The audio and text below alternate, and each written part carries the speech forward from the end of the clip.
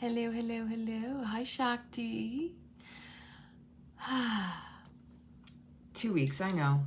I've got so much going on right now. I apologize. But I have a lot to share. So if you're new to my channel, my name is Lana Labonte. This is my living room. I welcome you here. And I am here to support, uplift, inspire, and hopefully that empowers you to be the best version of you you're meant to be. Because you're special, I'm special, we all have unique gifts. And at the same time, the paradox is nobody's more special than another. So grab yourself something thirst quenching. Have a seat. We're going to talk about identity and the overstimulation of information. Isn't that crazy? Depending on when you were born, depending on what type of environment you grew up in. I'm 49. When I was younger, most of my time was spent outdoors with my friends, with my sisters, climbing trees, playing in nature, searching for a bear cave, building my tree house, picking flowers. Lots of out in nature living. And we only had 4 channels on the television back in those days. I mean, cable, what was that? Or if you did get it, it was a luxury. And there were way too many channels even when you got that. And that's when stuff was starting to usher in with the overload, the sensory overload, the overstimulation of information. In the 70s and the 80s, it wasn't that much. It was mostly newspapers. You only had a few channels that would give you the news, if it wasn't the radio. And we had certain people that we listened to. We trusted those sources. We never questioned it. We just assumed, you know what assuming does, that they had our best interest at heart. This is where we're at in the world, right? You just assume that, it's available. If I can buy it, then it must be safe. They wouldn't sell me something that's poison, right? Anything in this world can be poison. But then came more channels. And have you ever broken down the words? Television, channels, channeling, media. Think about mediums. They conjure the spirits. They speak to the other side of the veil. Programming. All of that's by design. There is no coincidence the way that the words are actually defining it. But yet, we've all been kind of under a spell. Many of us have woken up from this. Some are still waking up, and others are still unaware. You don't know what you don't know until you know it. And you don't need someone to tell you what is truth, because what is truth is in you. Your body will always tell you the truth of a situation if you're willing to listen and to tap into its wisdom. Kinesiology is the best way to do it. Or just sensing into your own body. If you're into human design, I mean, for generators with a sacral authority, that awareness will be like a yes, or a no. Yeah, now you have a phone. Yeah, exactly. So we really need to get smarter and just recognize, because we're peeling away the layers, peeling away the veil. And there's many layers like an onion. Sometimes that conjures up tears of anger, frustration. How could they? When you have lived your entire life believing in something, and then one day you wake up and you find all of it's a lie, you got to go through the waves of emotions. You have to go through the grieving process to acknowledge that things will never be the same. When you wake up from what you thought was a fantasy and it turns out it was a nightmare, you have to make peace with yourself. You have to make peace with your life. And again, that's a grieving process because that's a major life change. And not too many people would recognize that because what do? Survival mode, chronic stress, go, go, go. We've been taught as humans to be do, and not be. Buzz, buzz, buzz.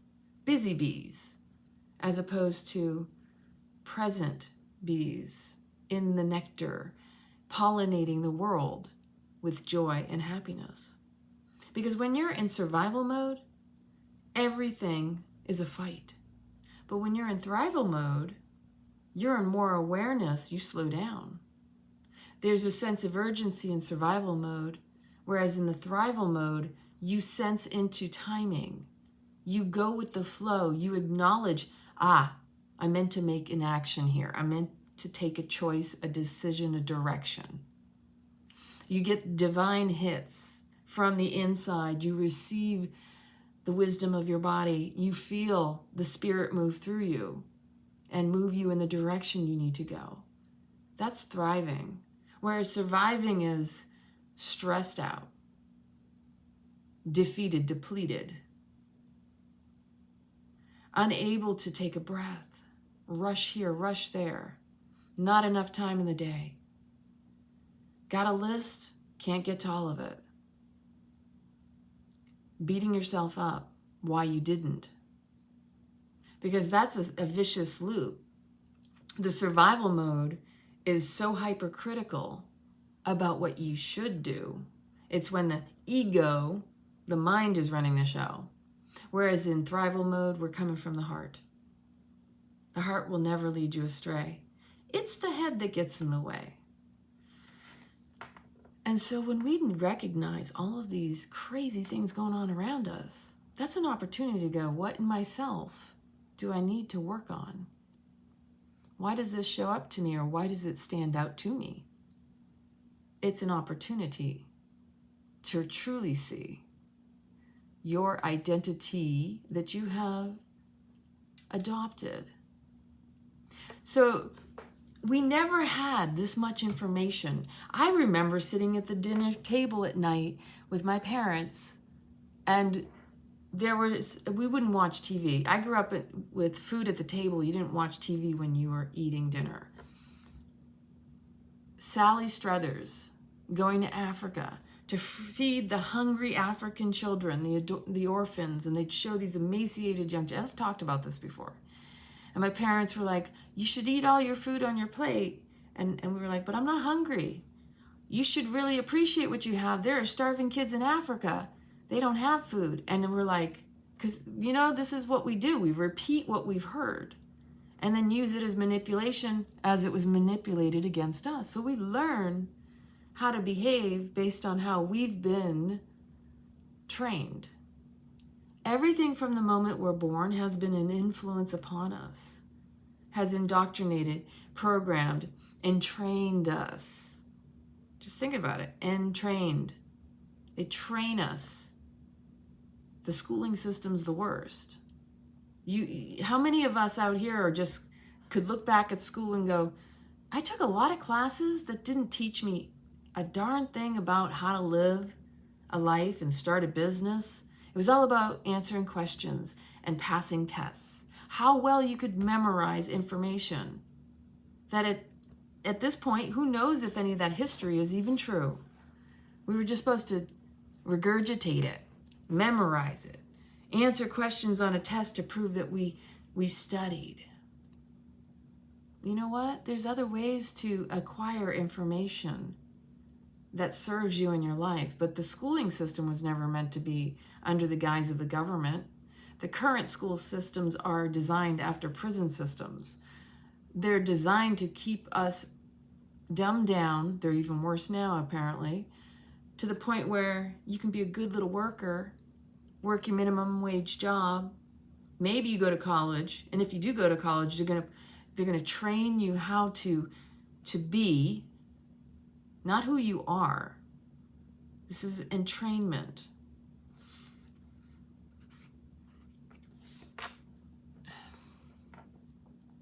I mean, I look back at school and I feel blessed for the different variations. I went to 3 different high schools. I went to various schools throughout the course of my years.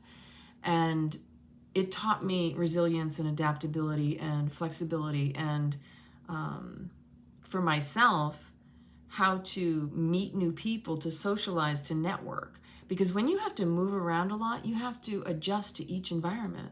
Not everybody has that kind of constitution to be able to put themselves out there. For me, I've always been very social. I don't know if it's because of my environment or just because of the way I was raised specifically. I just know I like people. I find people fascinating. On the other hand, I can also hermit, and I can also be okay without being around people because I'm okay with myself. And when I was a little girl, you could give me coloring books and you could give me art, crafts, anything, and I'd just create. Give me the tools, I'd be out in the tree, I'd be building a tree house, and my dad yelling, "Where are my tools?" Children need to be nurtured for their gifts, not told that those aren't gifts that will support them in their lives. This is where many of us were knocked down, discouraged from chasing or pursuing our own dreams, our own visions, our own heart's callings. Because the system is set up that it doesn't want individual thinkers. It just wants robots. Do as I say, not as I do.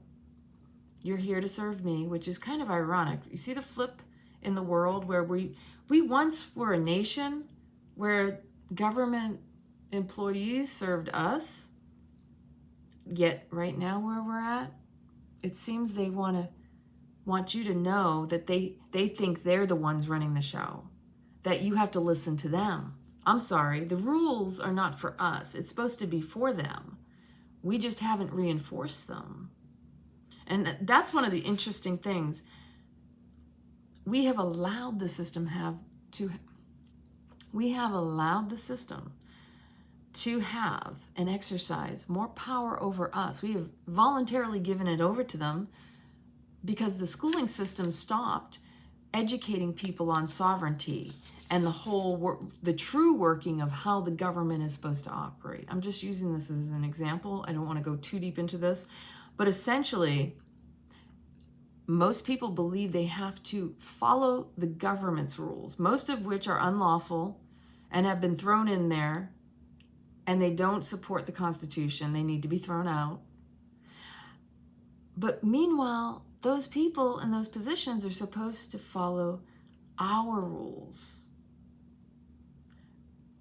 It's going to take a lot to get back to that place. It's apparently going to take a lot to wake people up. And typically that starts with anger. People getting fed up and frustrated. People getting to the breaking point of, I can't afford to live anymore. People trying to find homes they can afford, whether it's renting or buying.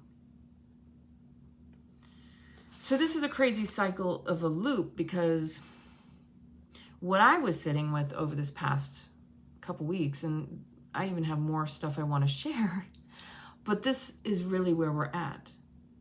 We have these devices. We have access to information that we, in a normal human existence without the technology, I wouldn't be sitting here talking to you to many places around the world, because years ago, I mean, I come from an IT background, so my mother growing up used to say the internet, she felt like it was malevolent. Everything has its contrast, its polarity, its opposite, its equal part. As much as something can be good, it can equally be as bad, and that's in everything. But they're two halves of the whole. It's always the intention behind it. And it's in harnessing the intention that serves all that is most important. So yes, the technology has been designed by the military-industrial complex. Hello, I was in the Air Force. ARPA, DARPA, whatever they call it now. It wasn't necessarily used or created for our benefit, yet it has worked in our favor as well. And there have been a lot of amazing inventors over the years, many suppressed because it was a threat to big business. Because if you have more control over your own life, then how are they going to market to you?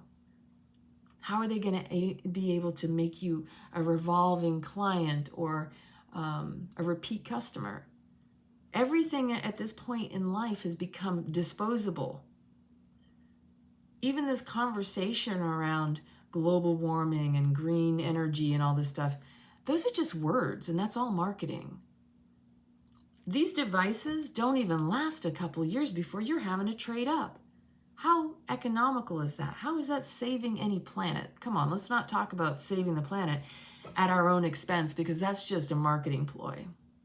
Yes, we can all do better. But you know what's going to be here long after we're gone? The earth, Mother Nature. She cleans house all the time. She comes through with her brushes and her brooms, and she's like, I had enough, I'm going to clear this space. Reset that energy. Yes, and there's some manipulation in that too. We have to see with our own eyes. We have to feel with our own bodies and our hearts and our souls what is true for you, because nobody else can tell you what that is. So when you reach or you seek information, be very discerning, because much of it, the information that is available now, is there to exhaust you, to influence you, to confuse you, to upset you, to keep you out of your peace by taking a piece of you. And the biggest piece it takes is your precious time and energy. Because these catchy, these hooks, these clickbait titles, everything to get your attention, to give you tension. Duplicity and duality in the languaging. Every word has at least two meanings to it, and if you listen closely, you can read into it. The overstimulation of information is you got access right there at your fingertips. And sometimes you can ask, hey, you know who, come give me some information. You don't even have to touch anything. And yes, the advertisers are always listening to what they can market to you the next time you open up your device. It's been going on since 2017. But the cookies on your web browsing has been going on much longer than that. So as far as this learned artificial intelligence, this goes back much further than most people realize. The technology that we have had is usually at least 25 to 30 years in advance before they even disseminate it. So like the holographs and the movies that you've seen are just telling you what is available. And it's predictive programming, because a lot of the movies, it's to influence you to manifest it into matter, to make it real. Enough people watch a movie, it's very easy to infiltrate through your senses these ideas that percolate. Haven't you ever watched a movie and then for like a week, you might have dreams about the movie? Or that you're constantly thinking about it and different things. Like your mind can just latch onto that. Make a mountain out of a molehill. A concept, an idea. Because you know what? Stories. You know what stories are? Stories are programs. And programs are a collection of stories. Everything is a story. And you have to be clever enough to recognize when your mind goes into storytelling, because it's not real. Stories are constructs. They're thoughts that are made up into, the mind takes the thoughts and constructs them into a story. It can only base off of your previous experience. So there's some truth in it, but that's not a tangible truth. It's just an idea of the truth. A prediction with assumed experience.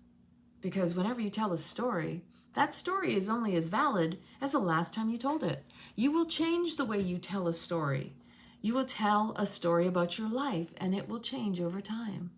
It will also change based on how much it frustrates you, excites you, and how you're no longer attached as you grow older. Because each story has a different version of you telling it. The version of you when you had that experience, the first time you told it, you were a different person, and the next time you were another. You know, you're constantly evolving yourself. You have to give yourself credit for this. And so there are moments when you probably look in the mirror and go, wow, where did those wrinkles come from? Oh my gosh, I've got a gray hair. Oh, I'm getting older. That's a story too, and I never subscribe to that thing personally. I don't believe in that stuff. Like, I hear all this stuff around, you know, I have conversations with strangers and I'm just like, I have to bite my tongue. Because I'm not here to disprove anybody. They want to tell their story, and I'm over here like, I don't want to defend something that doesn't support me. I don't want to. See, the thing is when you believe something long enough, when it's lodged in your belief system, your BS, it hijacks you. You're all rigid, dogmatic, and holding on to it. You defend it. People go to war over belief systems. It's our biggest addiction. And so as you are defending your beliefs, that doesn't make them true. In fact, most times we haven't challenged them and rewritten them. Like, oh my gosh, that doesn't even support me anymore. That's not even who I am.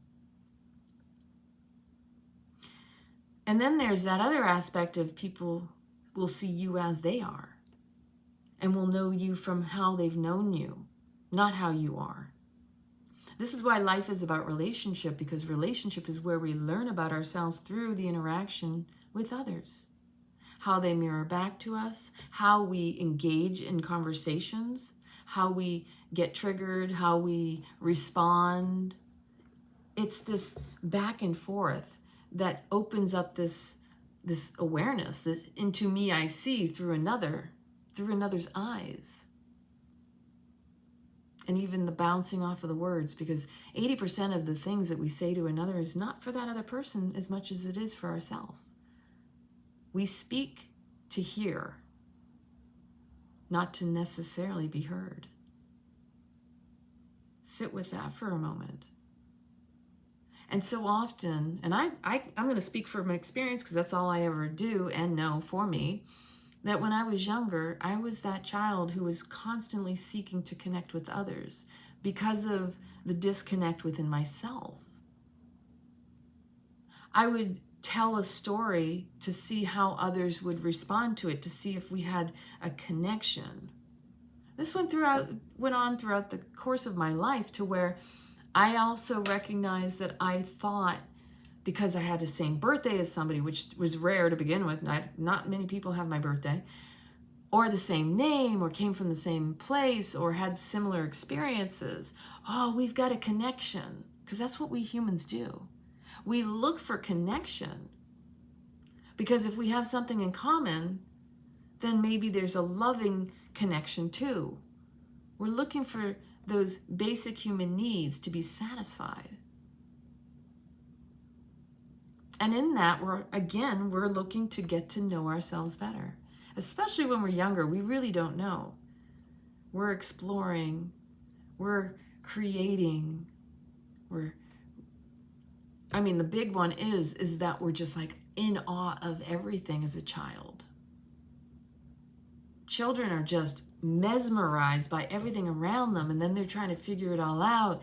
And the touches and all the senses, the taste, the smells, what they hear, what they feel. It's like, wow.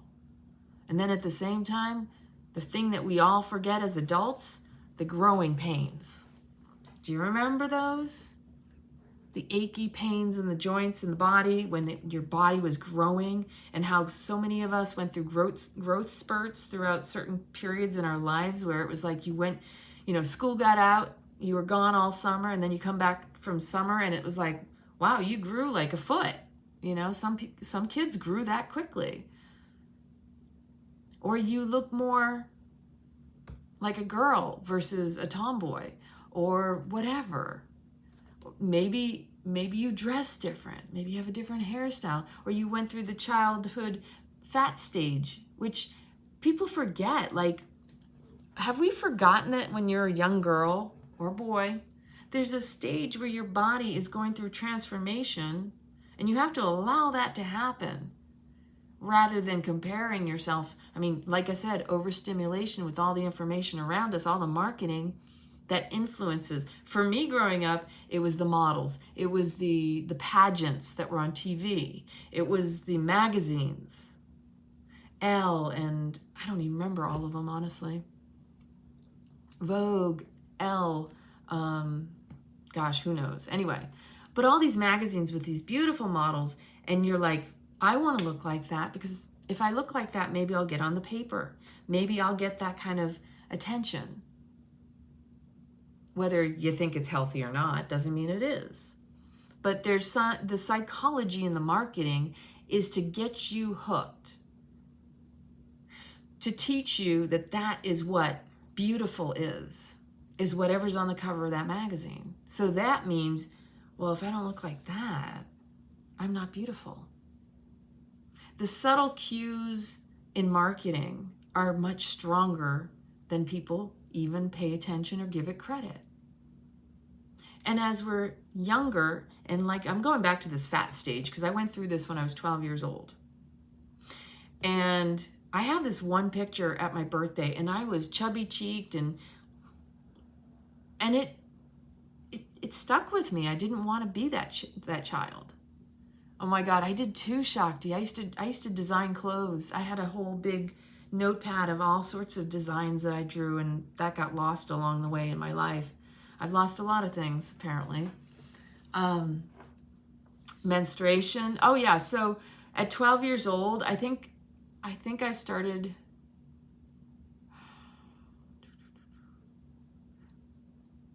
I think it was my sister actually started before I did, and she was 11. And I want to say I was 13 when I started. And it was so, the time I thought I started, I was in school, and it really wasn't my period.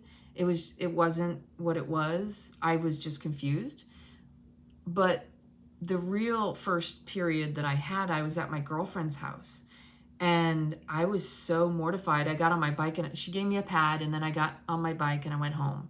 I think I had stayed the night over her house or something. But it wasn't very far from my house, and I rode the bike home, and I was just like, oh my gosh, I don't know what to do. Like, I was so afraid of bleeding through my clothes, and I didn't know, like my mom was very, very, she taught us we grew up in libraries. My mother didn't hold back on anything. My mother and my father, we talked about everything. And me too, a classmate, oh my gosh, school is not necessary. Anyway, there's a lot of things we can look back at school and go, was it really necessary?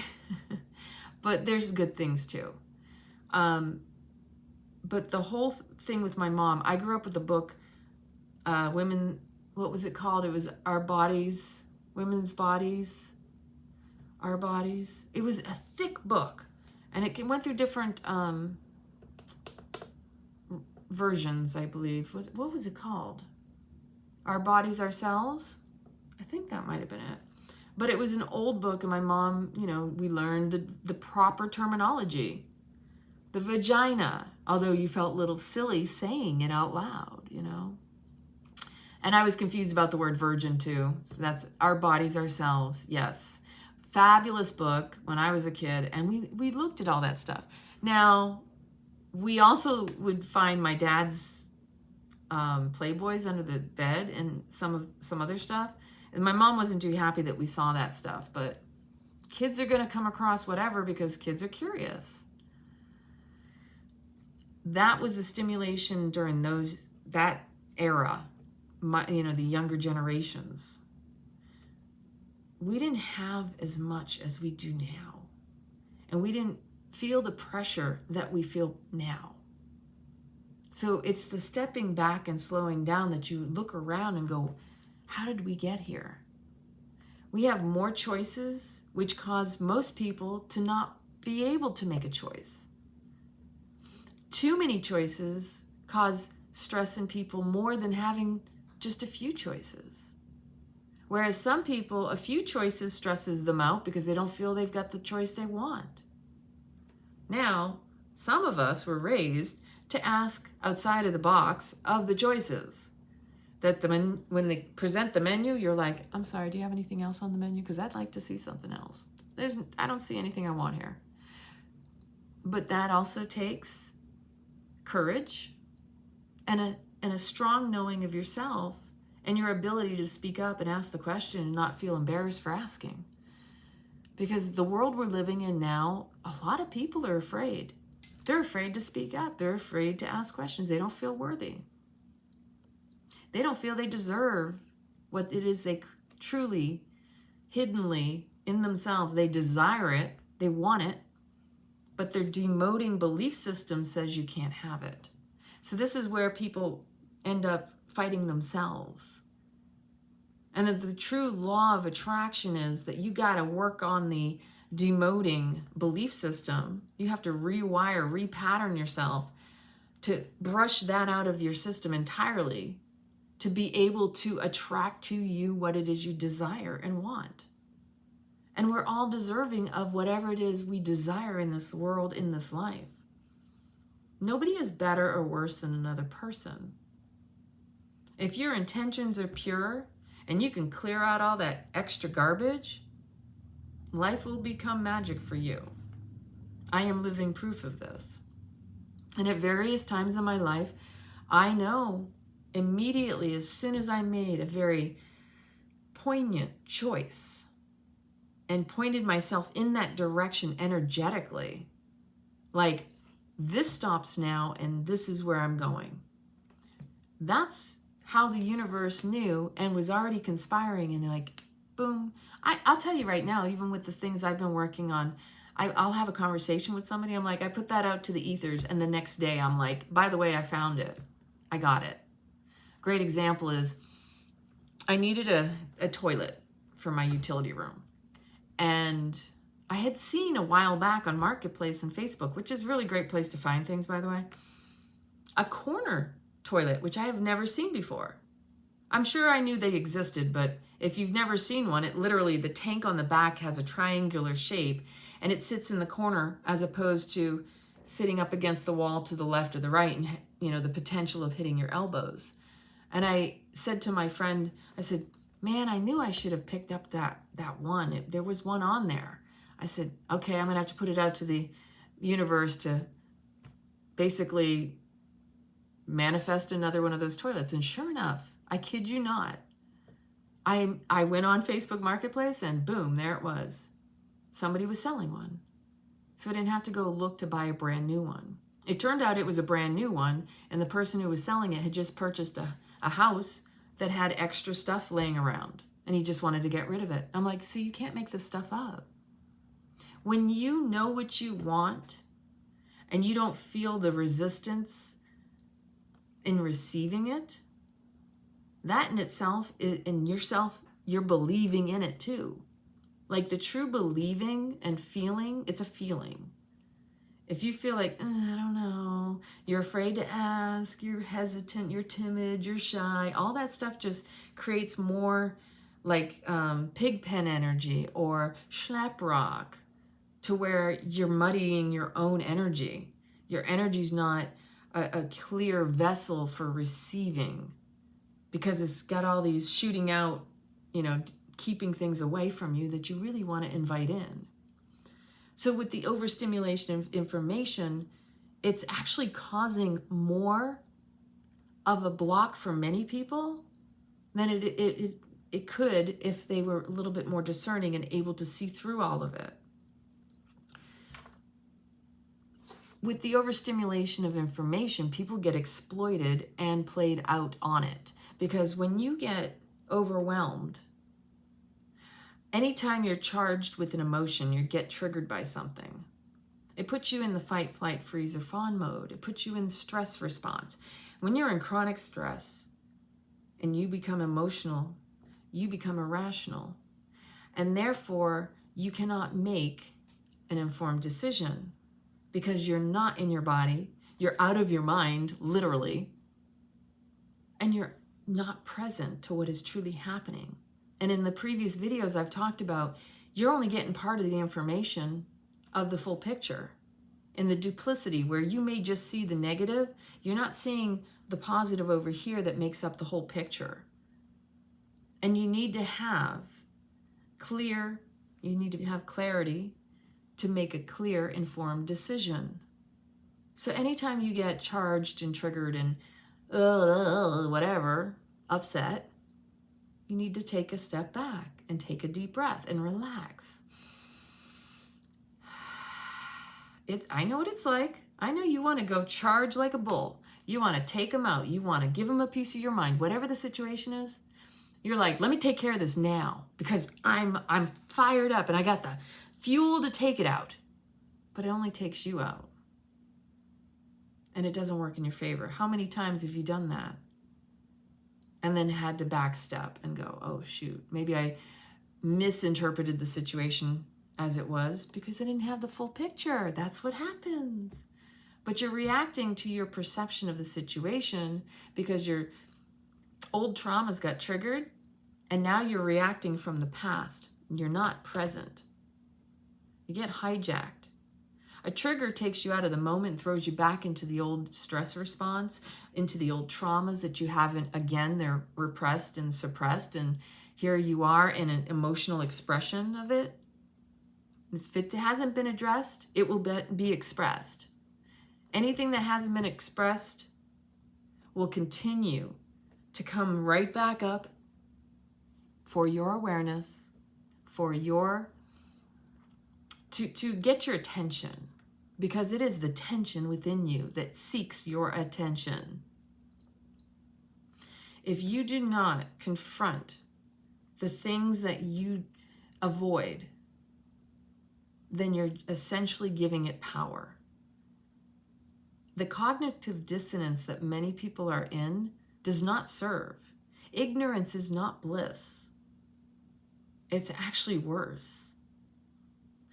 Ignorance puts you in a state of being blindly led by your traumas, avoiding it, escapism, and then that whole, like, playing the victim role. Like, the reason people play the victim is because they don't want to take personal accountability and responsibility for their choices. It's easier to blame people around you, but the reality is if those people are still doing the same thing, it's probably because you are too. And if you can't make a change in the way you behave, what makes you think they're going to do it for you? Well, you should treat me this way. Are you treating yourself that way? It'll always come back to self. Everyone around you is just mirroring back to you how you treat you.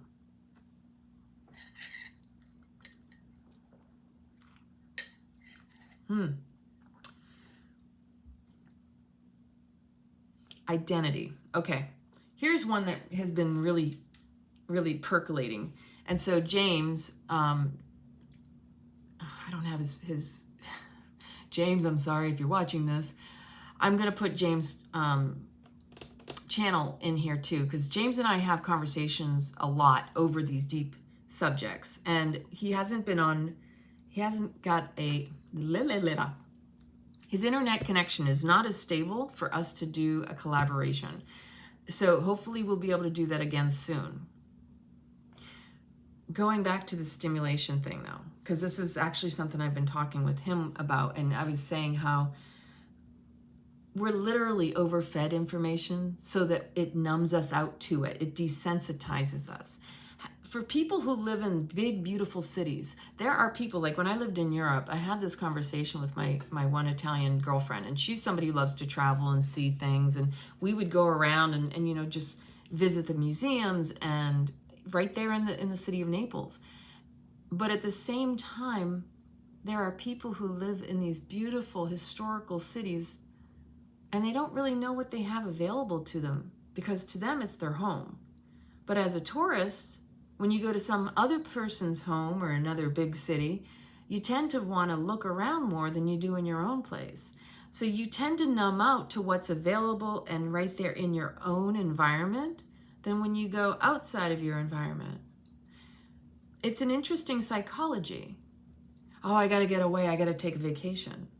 How many people can take a vacation in their own home? Yeah, exactly. Juan Forfar University. That's cute. How many people can truly have a vacation in their own home rather than saying they need to take a vacation away from their own home? It's because of the association that this is where I live and work, that part of the whole programming, the overstimulation of information, is that, you know, the only way to take a vacation and to, you know, keep up with the Joneses and all the marketing that goes on out there is that you need to leave where you live and go spend a lot of money somewhere else, whatever that is. You know, I'm just throwing that out in a general sense, but it's part of the program. It's part of the program. It's not saying, hey, you know, you live in a beautiful place, you should really explore where you live. Now, I have a lot of friends that do that, but most people, they're like, oh, I got to go somewhere else. Even I do that. Because when you go outside of your environment, it teaches you so much. You going into a new environment, fresh new eyes like a child. You get to see things differently. And then you also get to appreciate what you have access to and what you don't have access to when you're in those new spaces. If it's not your everyday home, you may notice the things that you miss about your home. So it's this way of actually allowing you to see through relationship of your environment and the places that you visit, your dependencies, your priorities, your desires, your wants, your wishes, your dreams, your hopes, your need to explore life in a different way. So, of course, travel is very enriching because it gives you a different perspective. And it's one of the reasons I love to travel, is because I love to adapt to my environment. And I love to be like a chameleon. And I talking with people I don't know, and I meet the most amazing people on my travels. Which, by the way, I picked up 3 white feathers the other day, which, okay, I got you. They're telling me it's getting time to travel again. But the overstimulation of all this information, it will numb people out. And that causes people to ignore a lot of what's really going on in the world and in their lives. They're informed. There's the fear of missing out. I got to watch the news. You know, like that's part of the whole system indoctrination. In the military, do you know, in the military, we were told we had to read the news in the morning. We had to be informed of everything that was going on. And that if you were ever put up against a board for like rank advancement, or, you know, if you were selected for Airman of the Month, or, you know, whatever it was, there's all sorts of different reasons you'd go up before a board. But they would ask you current events. And you need to be on top of current events. I don't know if they do it now, but boy, that would be confusing to me now, because you don't know what's true and what's not true. So I can only imagine now, this day and age, the current events, it's very confusing to answer those questions. Unless you're working in the news source in the military, but that's a whole other type of situation. And you're just being told. You don't know it for a fact. Everything that we are fed for information is what somebody has told us they want us to know. Sit with that for a moment. How can we trust these people? Journalism is not what it used to be. They're not there to keep us informed as much as to tell us what to think. That's not journalism, especially when they're withholding information. And then they flip-flop and change the information, or try to downplay something significant, or upplay something that's insignificant. You know what that is. It's called sensationalization. Another word would be propaganda. But it sounds so much better when you say it's sensationalized, as if it's fantasy and it's, sounds more romantic when you say sensationalized. You know what sensationalized means? You got 5 senses, baby.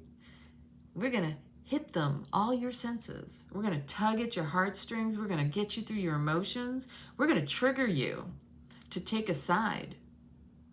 We're going to tell you you should be angry. We're going to tell you you should be loyal to this cause or that cause. And people fall for it all the time.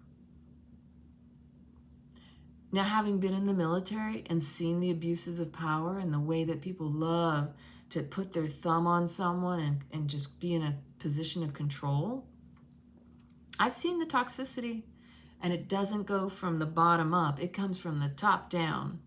If you got toxic leadership, it only can come downhill.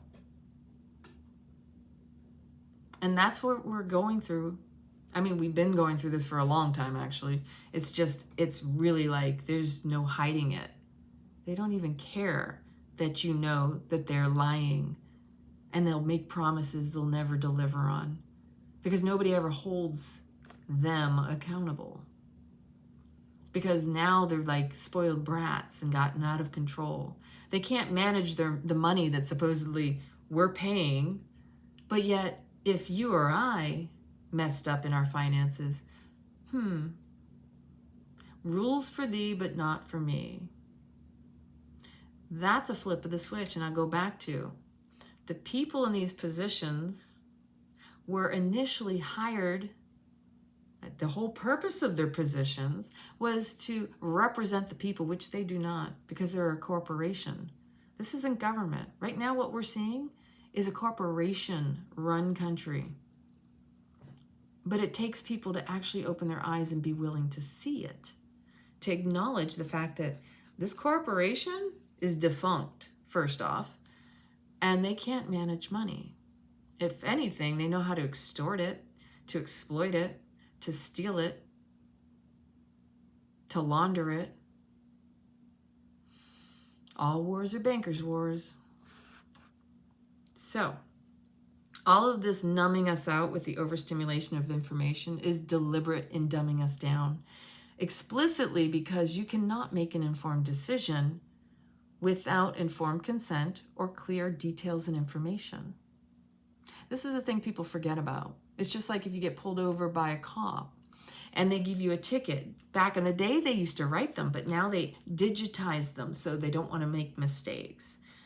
But if you try to go to court, it's never going to be in your favor, because they will try to flip the script on you unless you know the legalese. But the infraction of a ticket is not a law or part of the Constitution. That's actually just revenue generation. And most people will, oh, you know, I was speeding. They actually rationalize it all. Yeah. They rationalize it because they don't want to confront it. And the longer we allow those kinds of things, the more they get away with it. And then they get to extort more money from you, because that's essentially what that is. They utilize, what did I write? I write things down because it's a true story. So what they do, an infraction, I want you to consider this. An infraction is part of the information. It's infraction. What is a fraction? Usually it's parts of a whole. It's not in fact, it's infraction. So they're taking a side, and it's not a complete picture. And that's how they're jabbing you, because they don't even have all of the information. And they don't want you to think that you can get away with that, that they can get away with that. They want you to, they want you to believe that they have authority and power. So they look so intimidating. They speak to you in intimidating ways. Everybody's afraid of authority, but they're supposed to be supporting and protecting us. So if you're getting an infraction for going a little faster, what are they doing? They're telling you a story they've made up to rationalize why you're getting a ticket. It's not even a true story. If anything, let's see where I wrote it. That's really funny. Where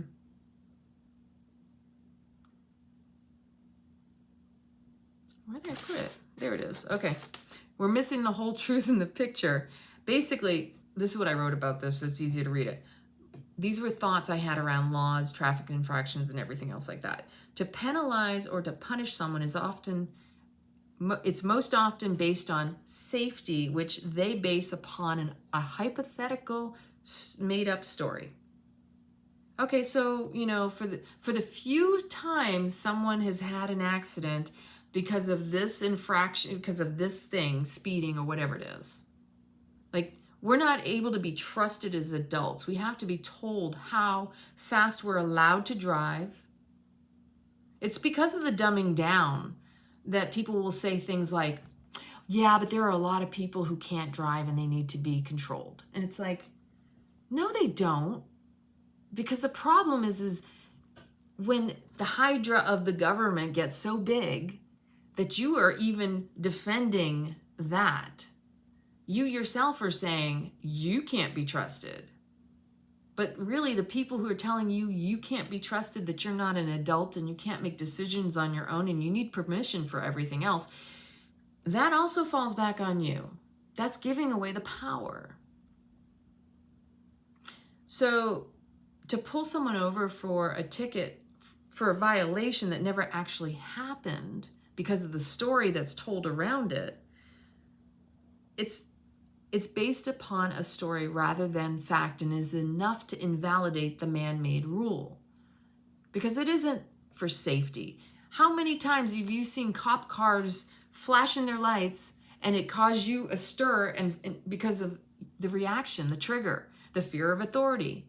It causes people to kind of freak out, do stupid things like I've seen where people slam on their brakes, so that can cause an accident. The whole light camera thing, like you go through a camera and, oh no, I can't, you know, like it's the chronic stress. It's the stress response. Again, it's just part of the system because it's easier to keep you in a state of compliance. That's what that's about. In compliance, which is complicit, it gives them more power, but that's through voluntary actions.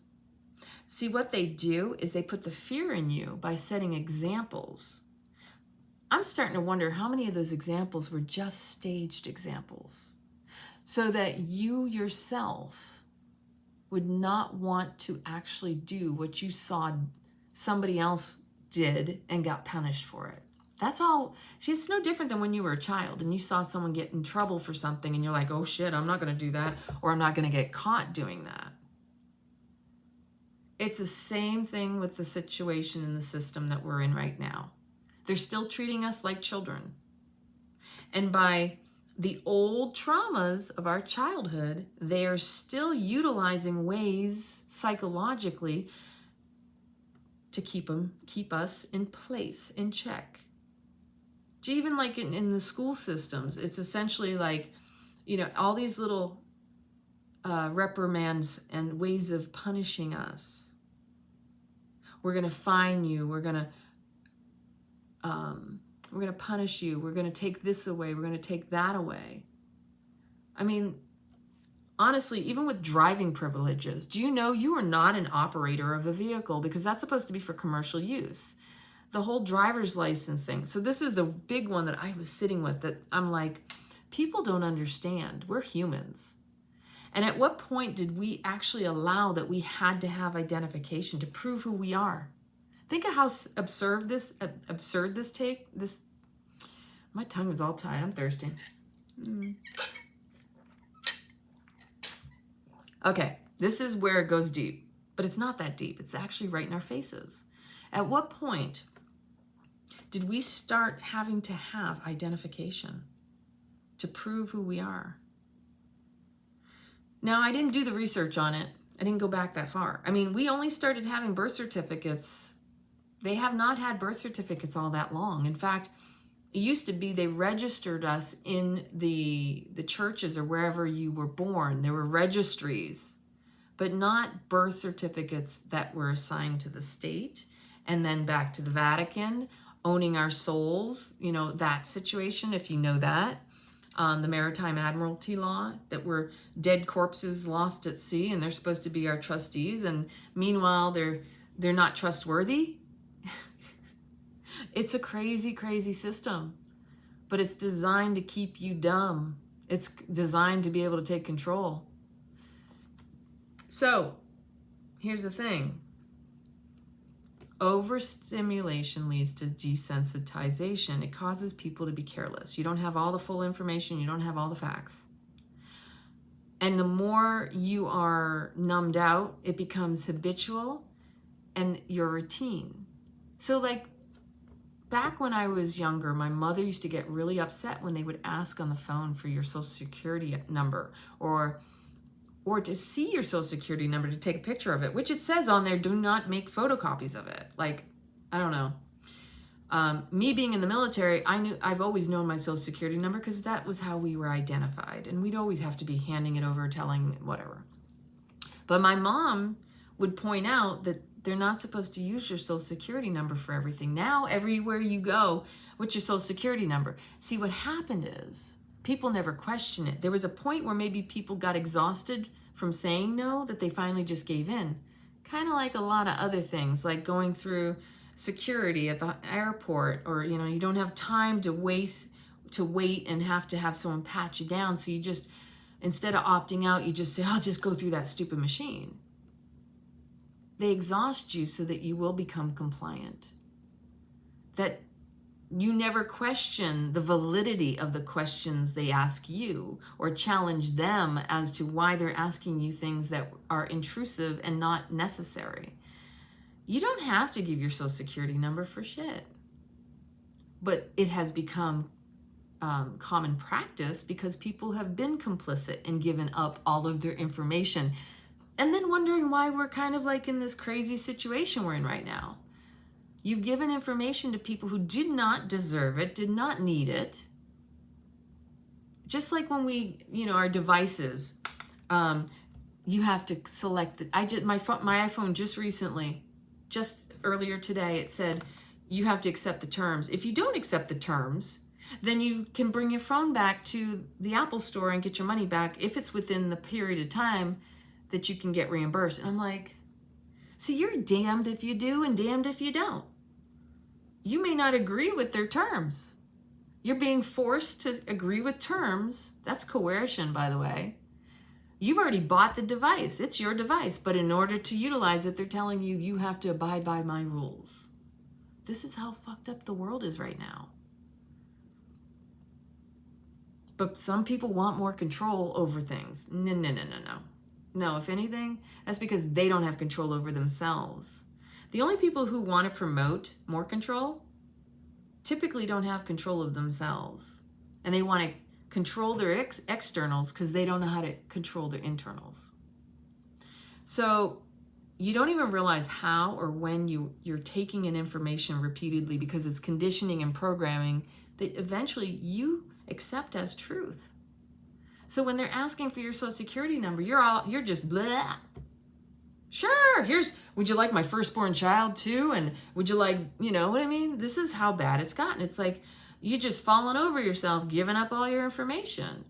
And then people wonder how they're scammers, hackers, people, false identity, stealing their identity. That's always a nice one, right?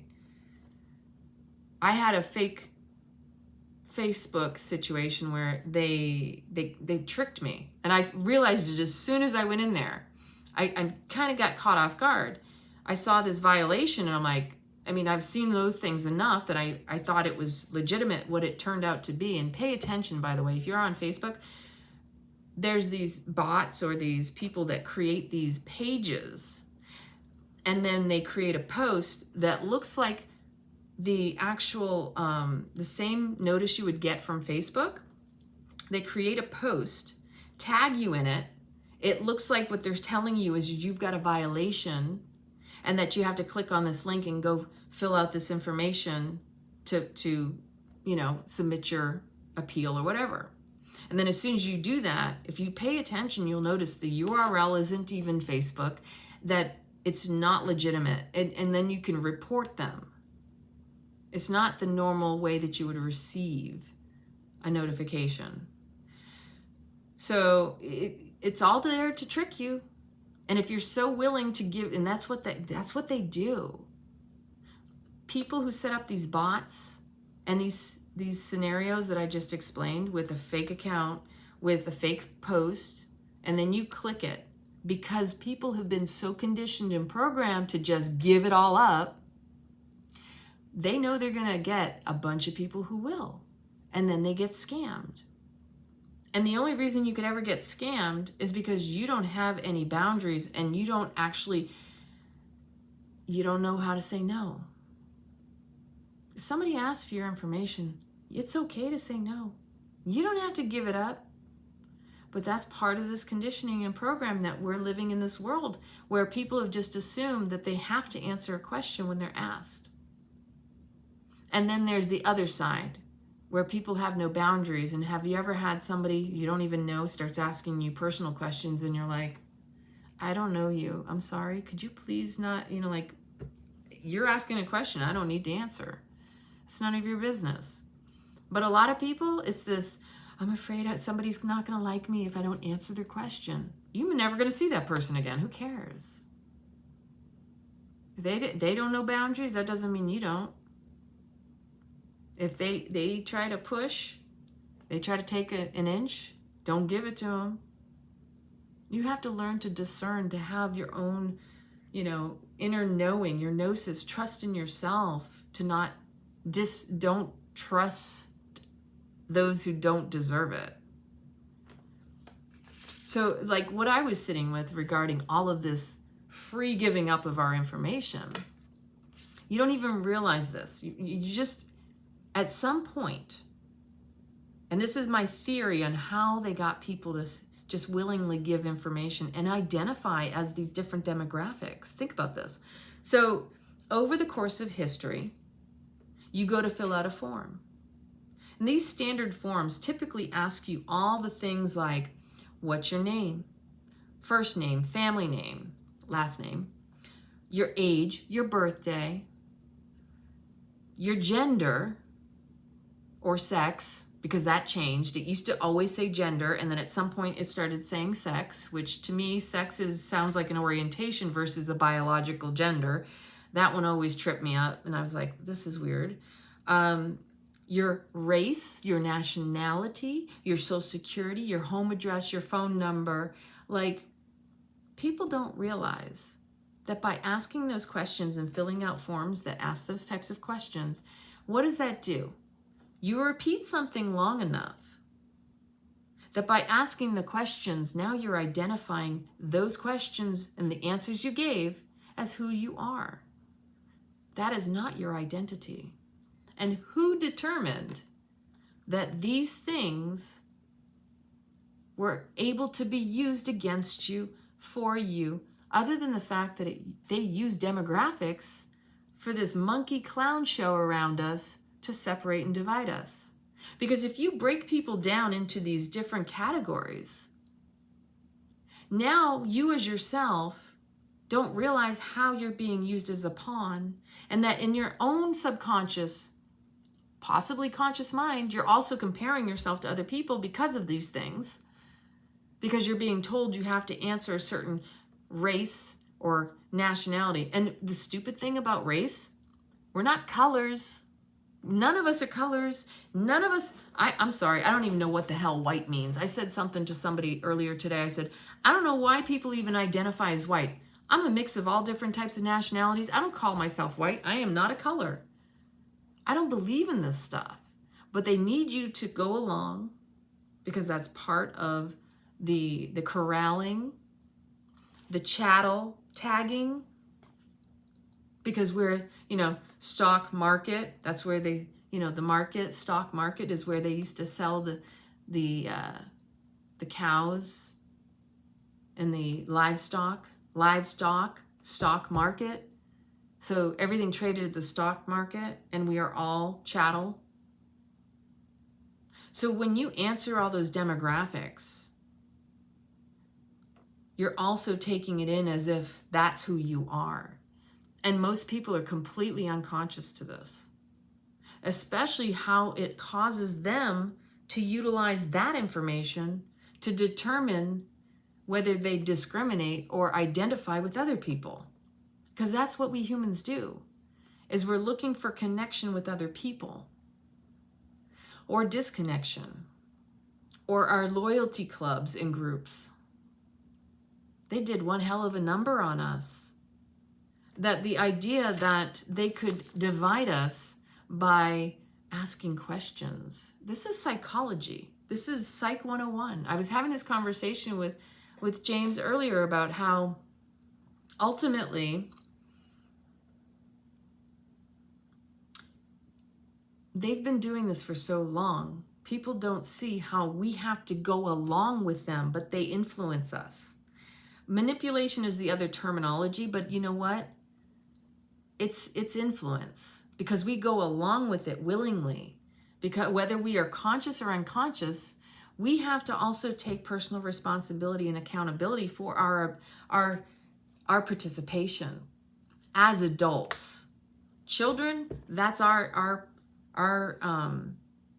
responsibility to protect the children in these situations. But as adults, we can't play victim to the situation anymore. We actually have to step it up and say, okay, I fucked up. I went along and didn't realize I was a part of the problem. Because when you know better, you can do better. You don't have to turn around and condemn yourself. Don't should on yourself. Pay attention to the stories and the dialogues in your mind, because those are the most hypercritical. And they have infiltrated your brain into the idea that you need to criticize yourself, because they're the ones trying to get you to go along with them. And if you don't comply and go along, then it's going to make your life hell. See this one over here, how we punish them? See what we did to them? I think a lot of that stuff that gets put out in the world stage, literally, it's a stage.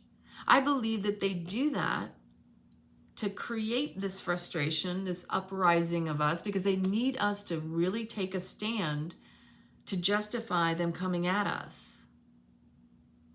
Because we're not being calculated like they are, because they've been really good at being calculated the way they have. And they're actually predictable. That's how calculated they are. The art of war, Lao Tzu, come on, people. We need to get on with the program and stop playing the game. And I know a lot of people, when I run into them, they're awake, they know, they see it. And I also know there's a few people who don't get it. And you know what? You can't save everybody. But the most important thing you can do is make sure you know who your tight friends are, your community, the people you can help and they can help you. Because it probably will come down to something.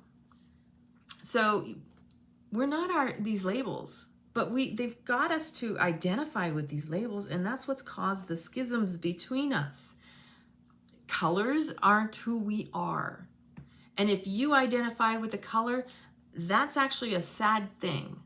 You know why? Because we're all humans. And do you know what that means? It means we are light matter. We are light beings. Hue means light.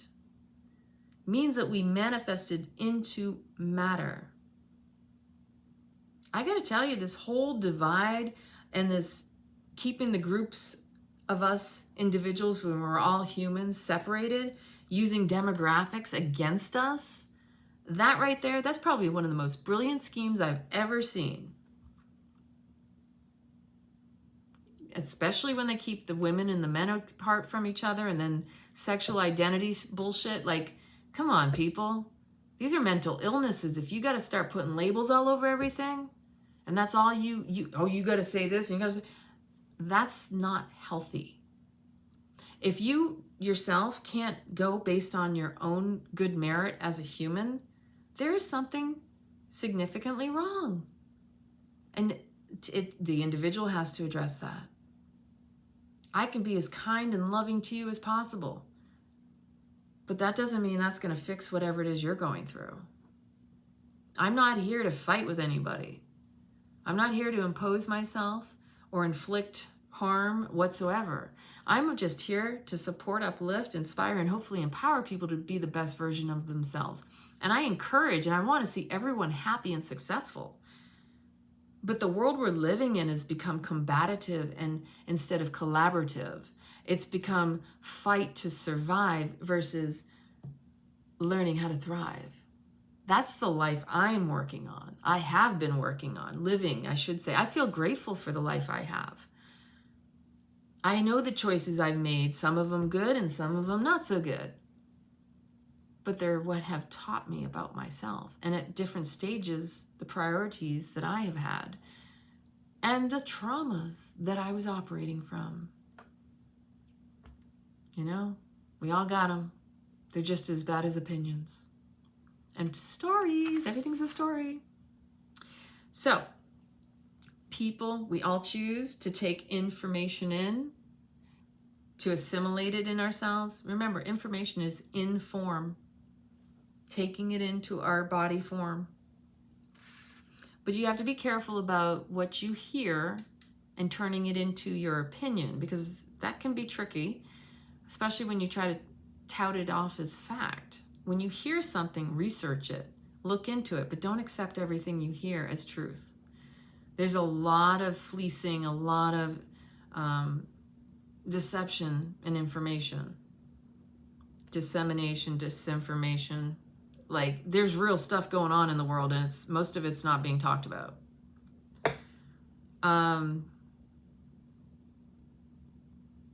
Yeah, and there are a lot of people who want to be in the know, the FOMO, you know, fear of missing out. So they'll watch the news because they want to know what's happening, and they don't realize that's not serving them, you know. Yeah, read all the essays. But the reason people do that, I want you to remember this part, because I remember seeing it with couple of my friends and things like that. It's like, you're still talking about something that's not in your life and it's not serving you. And there is that fine line of, where am I going to be most effective? What is my gift and what can I bring to the world? The more you focus on that, the better off you'll be.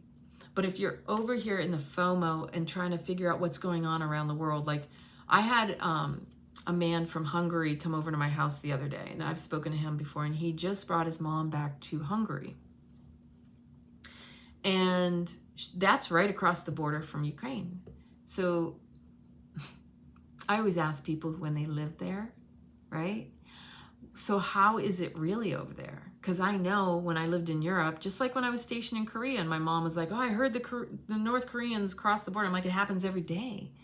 But it's the way they report the information to put the fear into you, to freak you out, to upset you. Like, this isn't news, it's sensationalization.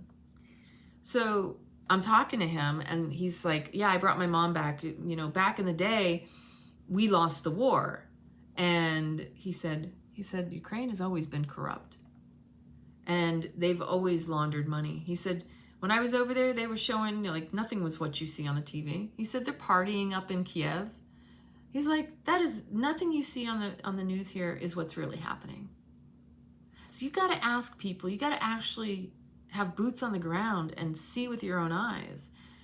If you watch the media channeling information to program you, then you're not getting the whole picture. Just like everything.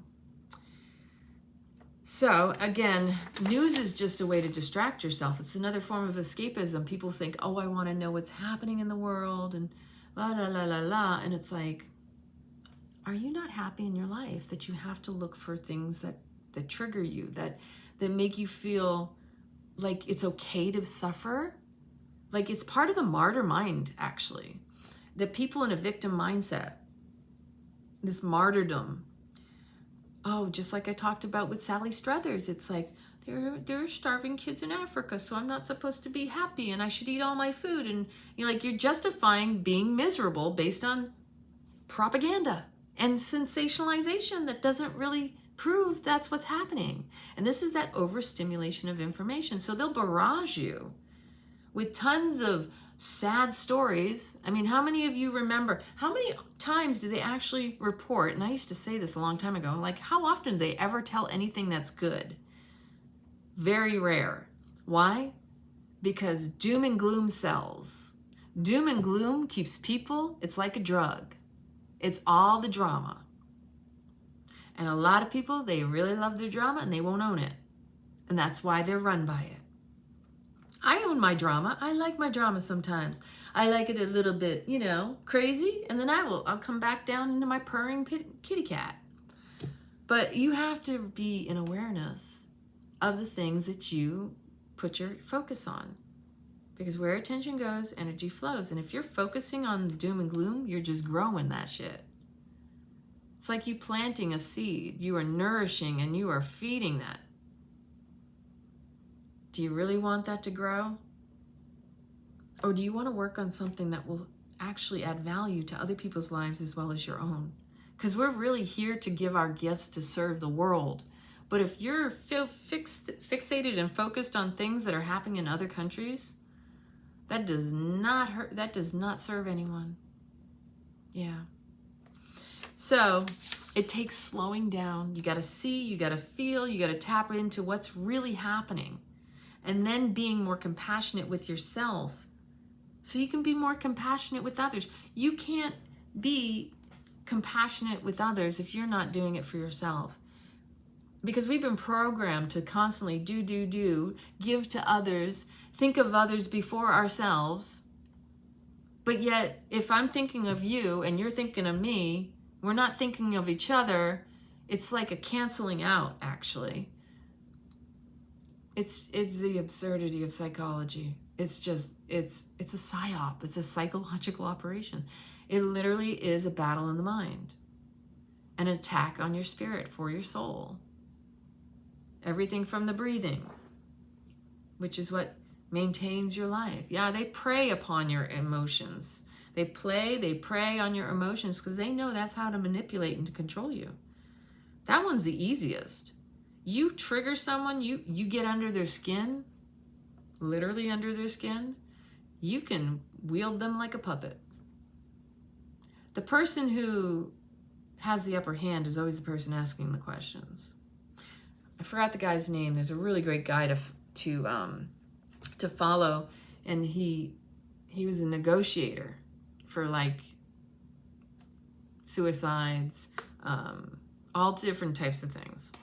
Good stuff. And you can learn how to be a good negotiator. The power of maintaining control of a conversation in cases where you need to. So the other thing is, because we're not meant to be hamsters in the wheel of life. This is where we have been inundated with information, with trying to live our lives to be able to survive in a world where we were never supposed to have to pay to live on this planet. I mean, think about how absurd that is. Does anybody ever stop to remember that?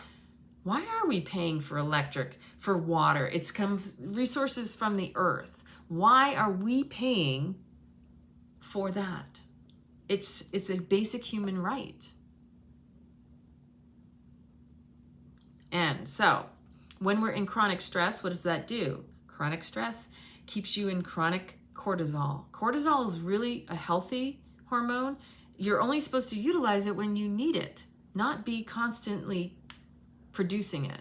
And when you have excess of cortisol, it leads to inflammation, which is the root of disease, as well as dehydration.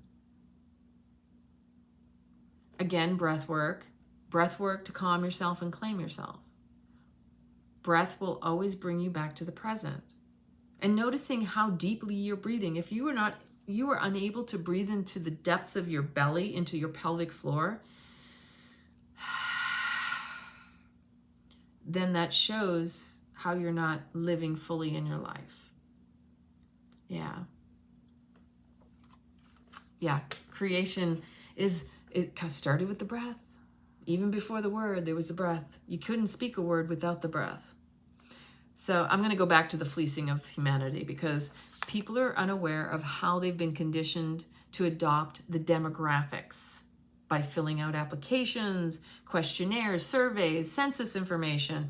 We never identified ourselves as colors or races, nations, ethnicities, but they tricked us all into adopting these as labels, as identities. By answering questions, you answer those questions enough time, then you start seeing that as who you are. What's your occupation? Oh, I'm a mother. What is your level of education?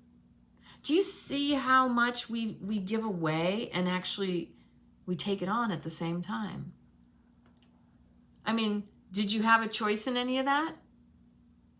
We didn't realize we did. But see, we've all been in this long slumber that we're waking up from. Because most of us are having these conversations around, was it always like this? Or did we switch parallel realities? Or were we literally that asleep that we didn't see what was happening in front of our own eyes? I always sensed something was off when I was younger. It feels like we did some parallel jump. I don't know how to explain it. I don't have an answer, but I'm sure we'll get one soon. Yeah. Never supposed to be money here. Exchange of money. Not that money is bad.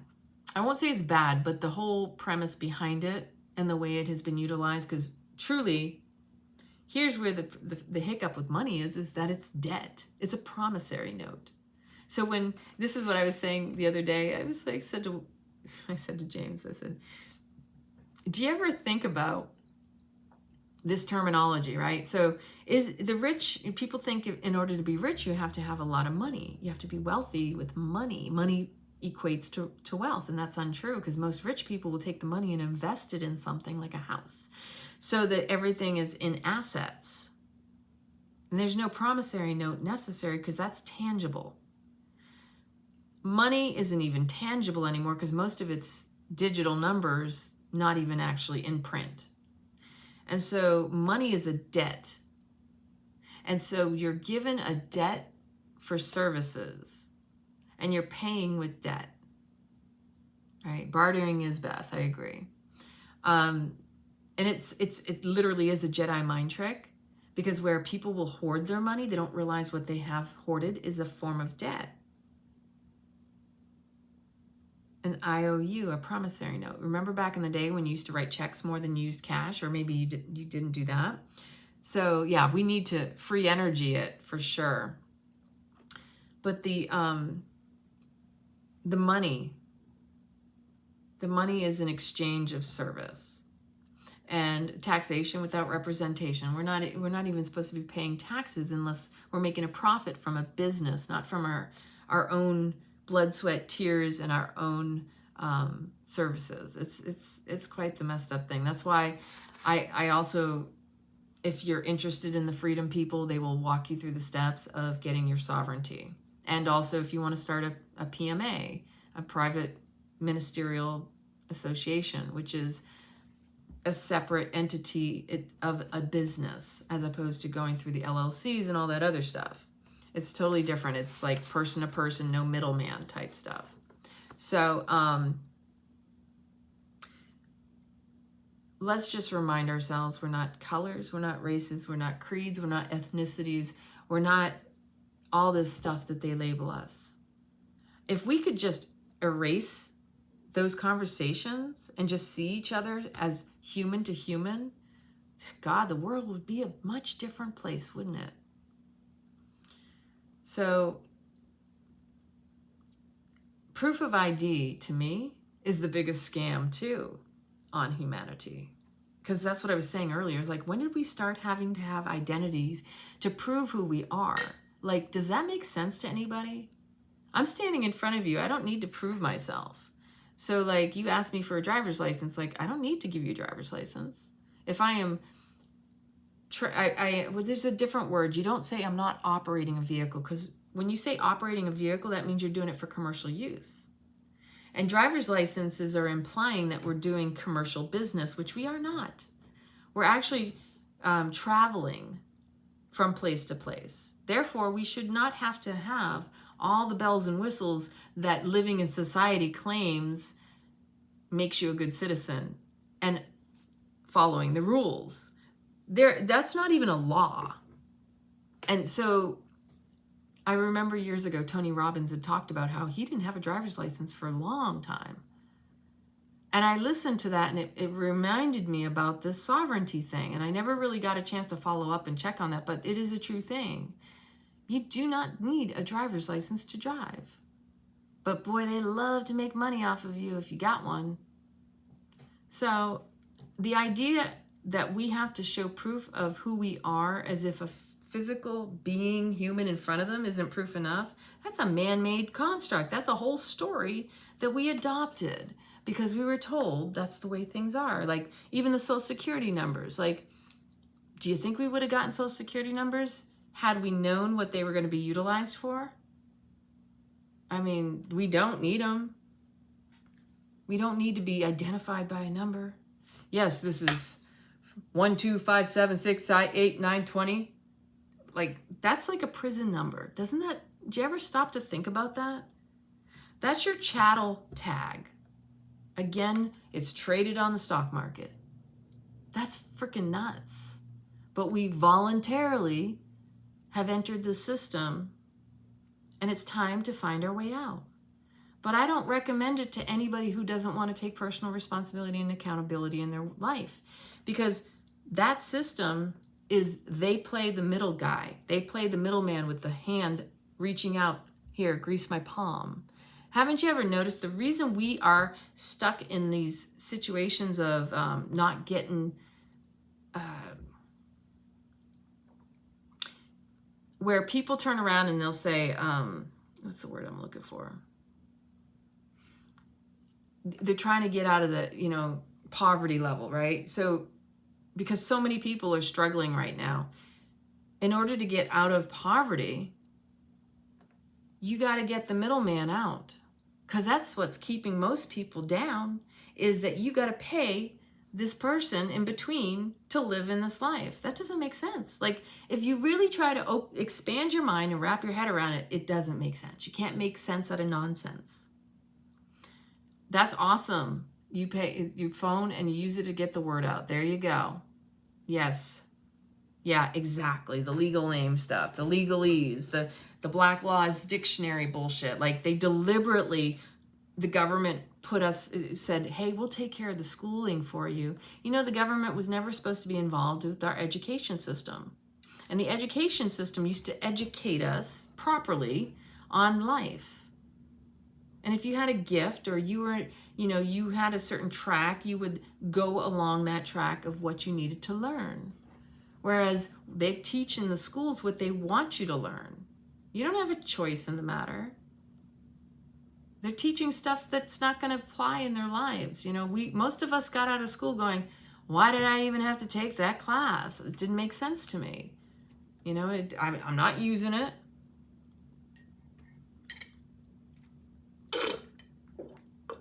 Okay, I'm out of water. Almost done. So you got to remember, this is all a game, and people don't realize we're not slave. Exactly. We have to claim that, though. We have to reclaim our sovereignty, because currently we are the most enslaved. We are the most enslaved than we've ever been, and it's voluntary slavery, indentured servants, paying to the master. That's what the middleman is. And the government, the corporation, is acting like they're in charge. And it's got to go back the other way, or we're doomed. And the U.S. is us. I want you to keep that in mind. That what most people don't realize is it's us. We've got to actually get this shit together. I'm just saying. You got to understand how much we voluntarily allowed to get to this point. And it's true that most people can't see the full picture because they're compartmentalized and disconnected into a perspective that's not even their own. Like, the indoctrination and this identification, this information overload, we have been programmed and trained to take on a perspective in a life that we were told. We were trained into the track of this life. You're going to go through school, you're going to get a job. Most people aren't encouraged, that they don't encourage you to start your own business. They would rather you be a good little worker. Was that Rockefeller? I don't want a world of thinkers. I want a world of workers, right? Putting everyone into these jobs that are just fruitless and they suck the life out of you. They literally steal your soul. That's the real selling out, is to constantly go along with all this stuff and never question the fact that they are the ones who are supposed to be working for us. But there are so many people afraid of them, and they don't remember. See, those who forget history are damned to repeat it. That's where we're at right now. People have forgotten. You know, the old proverb, they came for this group and I didn't speak up. They came for this group and I didn't speak up. Blah, blah, blah, blah, blah. They came for me and there was nobody. This is where we're coming down to that wire again. We're right here again. I mean, come on. This isn't our first rodeo, people. We've been here before. We got to get this shit right. I'm just saying. So it takes a humble person to step back and observe how everything they think or believe was initially influenced by their environment. And that's why, if you've ever read the book by Bruce Lipton, Biology of Belief, you are a product of your environment. It's not aging. It's not just because it's the way they say it's going to be. Like all of these programs, like, oh, this is menopause and this is what it's like. And oh, you must be going through the changes. And oh, you know, oh, I get my back hurts, I'm achy. Oh, you're just getting old, it's that way. Oh, you got gray hair. Yeah, that comes with the territory because you're this age. It's like, why do people like to defend misery? Why are they like, I don't believe in any of this crap. It doesn't apply to me. Like, people love to tell stories. They love to, like, you know, wallow in their misery. It's a true thing. I used to do it. I can speak like that. I can say that's true because I've been there and done that. But boy, it sucks. Yeah. Biology and what you're exposed. So it's like the biology, but not to the degree where someone says, well, in my life, you know, if you're exposed to a lot of cancer, chances are you might actually be influenced to think you're going to get it and cause yourself to get it. But one of the things that his book points out, if you haven't read it, I highly recommend it. Cancer is not genetic. Most of the shit they say is genetic is not genetic. That's just a story. Cancer is something that eats you from the inside out. Yes, it's exposure to your environment sometimes, but ultimately, the thing that I've observed around me, and like I spoke about, I've had a lot of cancer around me, but I understand it starts here. It's the avoiding, it's the frustration, the resentment, it's whatever it is you're unwilling to let go of. That's what eats you up from the inside out. It's not you being the victim of cancer. It's you not addressing what you've been suppressing. That's how it's expressing, is in your physical body. Your body's a tattletale for the mind. You can listen to it or not. But until you take personal accountability and responsibility for your choices, for your thoughts, for everything in your life, it goes where it goes. The version of cancer that you could end up developing is associated with something, some belief system. If you don't, you know, yeah, there's so many different versions, but it's not we're not here to talk about that or to encourage it. The encouragement I want to put out there is, if there's something you've been suppressing, it's time for you to address it. Stop allowing it to run your life. If you still haven't addressed something that's an old childhood trauma, you're an adult now. It has no control over you. You have to repattern your brain. You have to rewire yourself. You have to rewrite your story.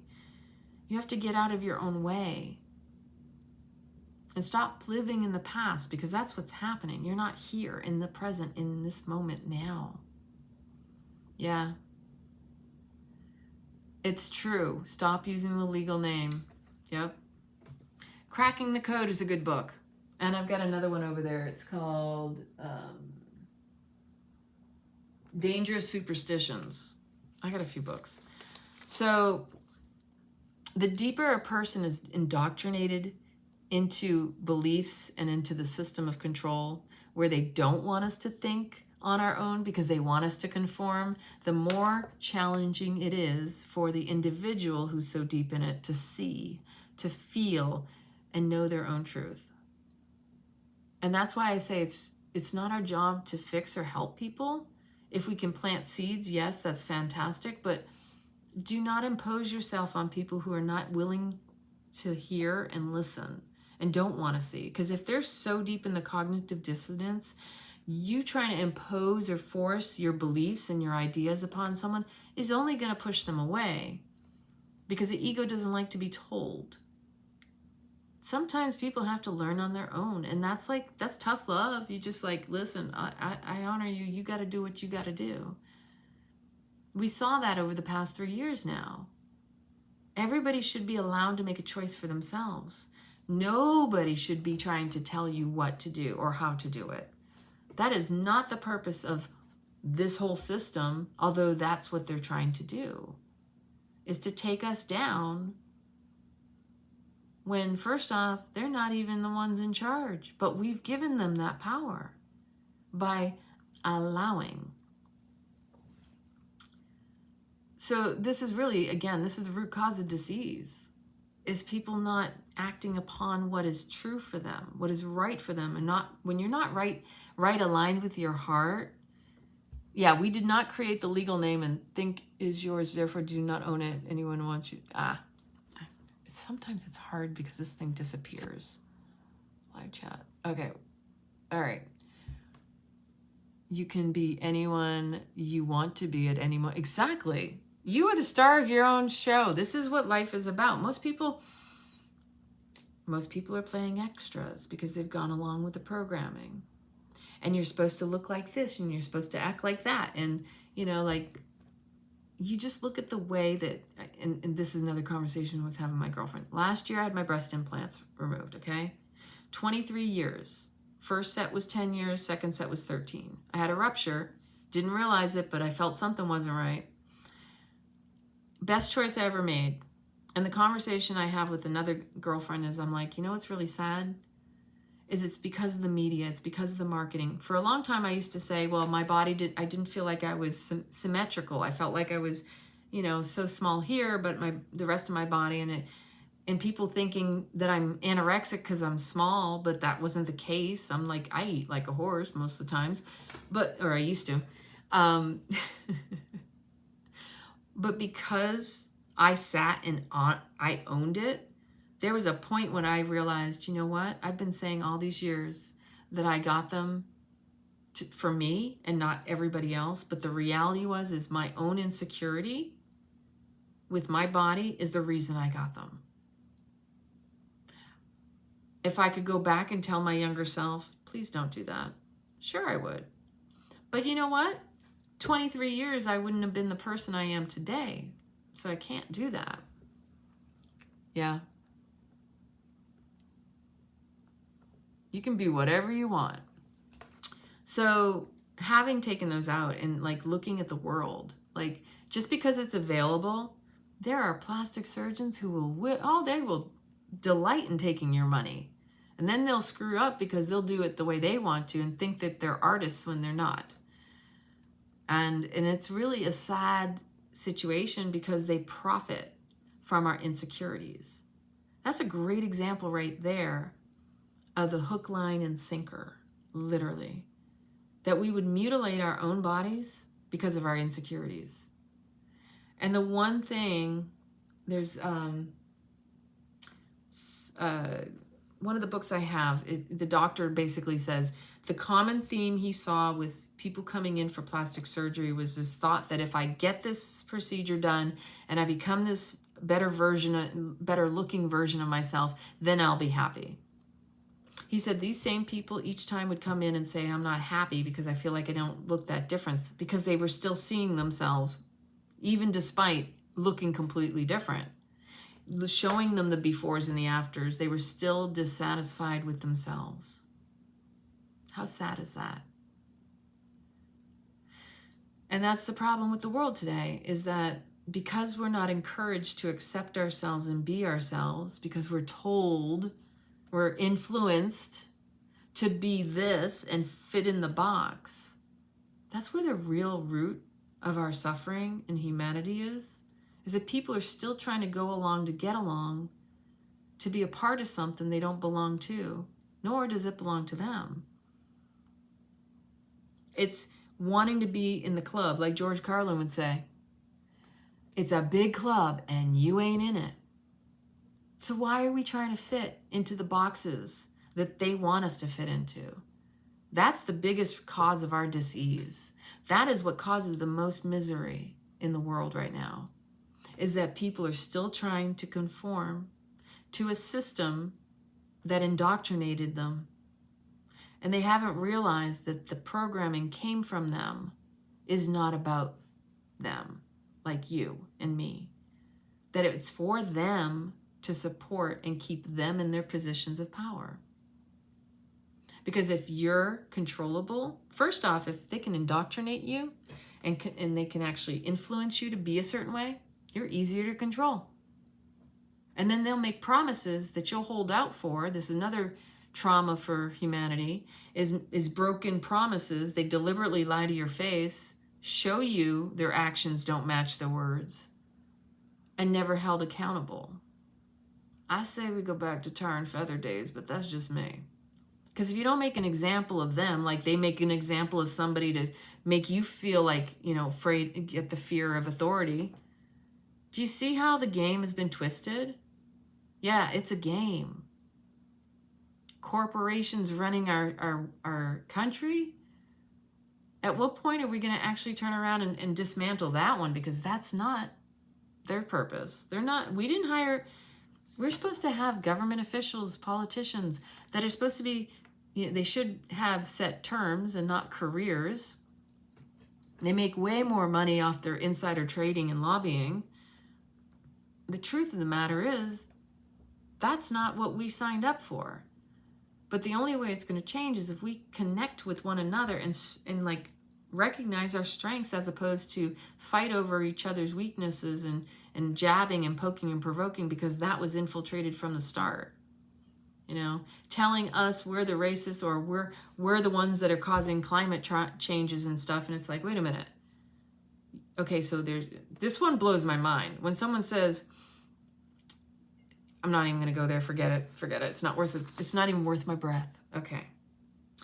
So we need to go back to the unlawfulness of even having to present or prove our identity with documents and forms of ID. Like, what if we all turned around and we just got rid of all of our IDs? What do you think would happen? It's just like, if you own a house and you have to get a permit to do some work on your house, it's like, why do I need permission? That's what a permit is. It's asking for permission. There's no law and rule and saying you can't do what you're gonna do. That's just, again, it's more of those agencies. It's like these government officials doing things that we didn't hire them to do. They've taken it upon themselves to create all these rules, regulations, ways of generating revenue.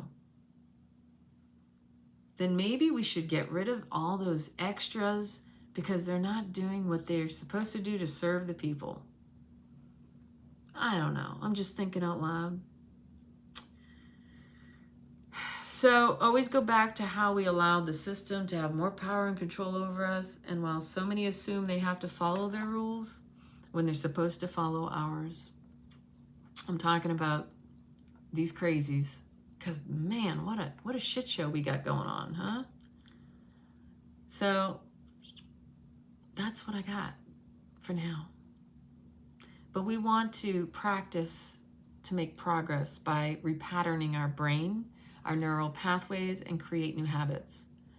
We've been in these habits of going along for so long. If we continue, well, basically, when you give them an inch, they take a mile. And they've been doing that for a long time. I see you. And I know you want more out of this life, so let's get it. And when you start stepping into your power and you start showing people around you that, you know what, I'm gonna live my life, I'm gonna start my own business, I'm gonna serve in this capacity, I'm gonna work with people one-on-one. I'm not going to let the middleman in, because you don't need to. You know, this whole thing, oh, they didn't pay their taxes. Guess what? It's a voluntary system. When someone says somebody didn't pay their taxes, who gives a shit? It's none of your business. Again, that's overload of information. It's the overstimulation, because if I tell you somebody didn't pay taxes and I know you're paying taxes, you're going to get resentful, because you're going to feel like someone's getting something that you didn't get. Like you're paying. Say, you know, you see how they get us? They get you to police other people, because if you're doing the right thing, well, you should be doing the right thing. They did that in Germany too. And when I lived over in Europe, govern the money, not govern the mind. Government, right? When I lived in Germany, I worked in Germany, but when I was in Belgium and the Netherlands and Germany and all over Europe, the one thing that stood out to me that I found to be kind of offensive and insulting is other people policing one another. Well, you need to do this because that's what we do. I really, honestly, Germany kind of made me cringe with that shit. They were policing each, and that's generational because of the indoctrination and the stuff that happened during the wars. So it's about addressing that stuff. You know, our ancestors don't want us down here struggling. They want to see change, because they weren't able to affect the change that needed to happen, or they didn't know about what they didn't know. So, from my heart to yours, these are just some things to ponder and consider. We are all in an age of information overload, overwhelm, overstimulation. We are extrasensory beings. We are hypersensitive. We have 5 senses. That to consider all of this, that is how and why so many people are stressed and dis-ease, because of this, because of all these devices, all this stuff. We don't realize there's a time and place for it, but there's a need to unplug, to slow down, to get back out in nature, to communicate with people one-on-one. To get back to humanity, we have to be humans in unity, because that is what creates humanity. Yes, free your mind and the rest will follow. Free your mind and the rest will follow. Be culture blind. Don't be so shy. Oh my gosh, wasn't that a great song? I'm bringing back my dance days when I was in high school. Who sings that? I can see them. Hold on a minute. Dun, dun, dun, dun, dun, dun, dun, dun. Okay, I'm gonna have to find the video and stick it in the comments or something.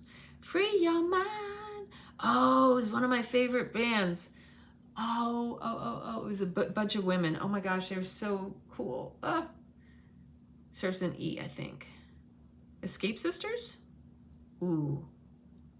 Okay, I'll ask Siri in a second. So, thank you so much for listening. This has been an extra long video. I love you from my heart to yours. I really just wanted to put this out there as a reflection. We're in Mercury retrograde. This is something to ponder, to reconsider, and reevaluate in your own life. Like, how much have you given your power away because of the habitual routine you've been living?